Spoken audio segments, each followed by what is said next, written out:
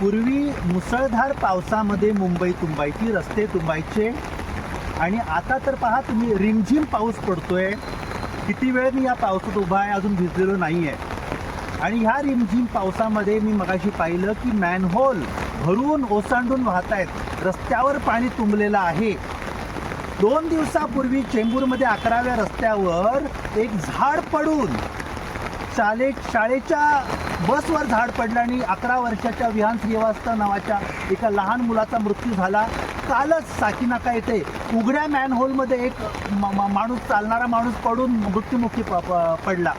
याविषयी खरं म्हणजे प्रशासनाला, नगरसेवकांना, आमदारांना दया वाटली पाहिजे. पण आम्ही काल विधिमंडळ परिसरात पाहिलं की भारतीय जनता पक्षाचे मुंबईचे अध्यक्ष अमित साटमजी जयंत पाटलांबरोबर हास्यविनोद करताना म्हणत आहेत की अरे काल झाड आणि आज मॅनहोल आणि हा हा हा करून हसतायत. अजून काही कमेंट सुद्धा TV 9ने ते प्रसारित केल्या. म्हणजे ही मंडळी किती असंवेदनशील आहे कळलं. सामान्य माणसाच्या जीवाची किंमत नाही आहे. जो मुलगा 11 वर्षाचा मेला त्याच्या घराच्या पूर्ण वाट लागलेली आहे, आईचे रडून रडून हाल असतील. आणि जो माणूस काल कमवता पडला त्याचे काय, आणि त्यावर तुम्हाला विनोद सुचतं. विचार करा, आता पावसाला 2 दिवस झालेले आहेत, अजून पाऊस पुढे पडायचा आहे.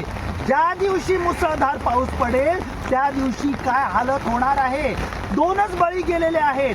ज्या वेळेला मुसळधार पाऊस पडणार आहे त्यावेळेला बळींची संख्या सांगता येत नाही, रस्त्यावर वाहन कोंडी किती होईल ते सांगता येत नाही, माणसं किती मरतील ते सांगता येत नाही.